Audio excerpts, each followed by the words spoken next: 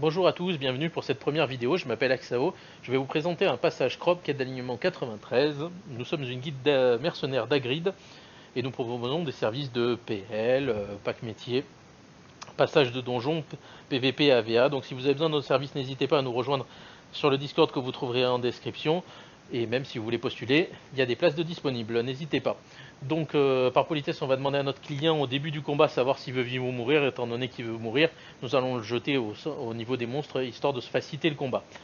Le placement de base était plus favorable à une compo distance. Sur cette compo là, j'ai choisi une compo CAC. Donc nous jouons avec un Yop, un Neni, un Panda, un Feka et un Zobal. Le panda va être en tank, il va être dans le haut de la map pour gérer le combat et le reste des joueurs vont se situer sur le milieu de la map pour se faciliter les déplacements.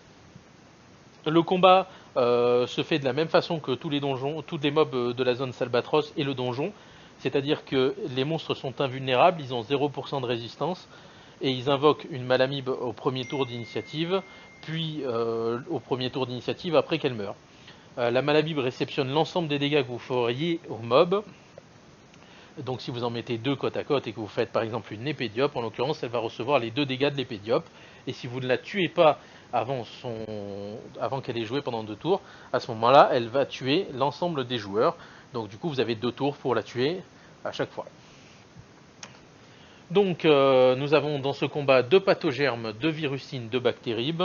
Donc les pathogermes se débloquent en faisant des 4 types d'éléments différents sur eux chaque tour pendant 5 tours. Donc eau, feu, terre, air. Pour se faciliter le combat, nous avons équipé une baguette yacht sur l'Eni et sur le Zobal. Donc c'est une baguette qui coûte 4 PA et qui permet de taper dans chacun des éléments. Vous avez également les PBR qui le permet, vous avez d'autres équipements qui permettent de le faire. Vous pouvez bien entendu le faire manuellement avec chaque type de dégâts sont faits sur chacun des pathogermes. Simplement c'est plus facile si jamais vous avez une seule baguette qui fait tous les éléments d'un coup. Les bactéries, il faut se situer à 6 PO ou plus, et les virusines, il ne faut pas les déplacer, donc pendant 5 tours également. Le combat est assez simple. Pensez simplement que les virusines ont la capacité de soigner la malamib, donc le panda va avoir en charge d'éloigner les virusines de la malamib pour éviter qu'elle le soigne entre 5 et 6 000, et ainsi vous rendre plus difficile le fait de le tuer au bout de 2 tours. Gardez surtout votre calme pendant ce combat, vous allez voir que des fois vous avez des drops de PV, mais c'est un combat où les monstres ne sont pas compliqués, donc prenez votre temps et faites-le calmement. C'est pas gênant de le faire en 2 ou 3 temps, c'est-à-dire qu'au début du combat, je vous conseille vivement de prendre juste 2 monstres, donc le mieux c'est de prendre les 2 pathogermes, après en fonction du placement de la carte, forcément c'est pas toujours aussi évident. Donc si jamais vous ne pouvez pas avoir les 2 pathogermes et que vous jouez en compo CAC comme la nôtre, favorisez un des pathos et une virustine par exemple. Ça vous permettra de débloquer les deux assez facilement. Si jamais vous jouez en compo distant, vous pouvez parfaitement ne pas avoir de panda tank et gérer tout à distance.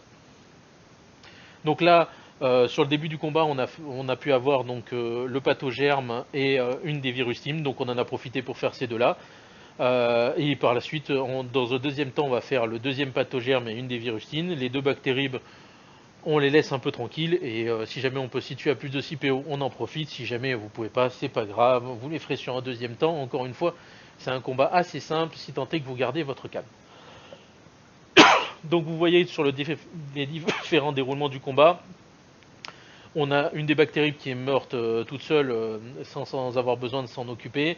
Vous avez donc le dernier pathogerme qui reste qui va bientôt mourir parce qu'il prend des coups de baguette à chacun des tours histoire de pouvoir le reset. Et la virustine, étant donné qu'elle est complètement taclée, va mourir aussi de la même façon.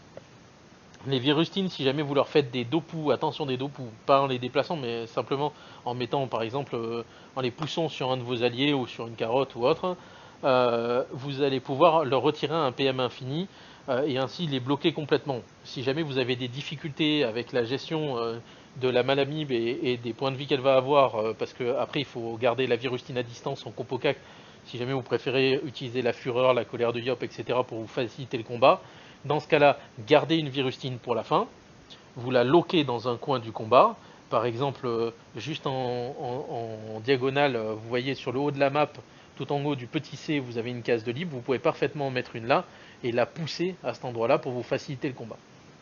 Je vous remercie de nous avoir suivis pour cette première vidéo.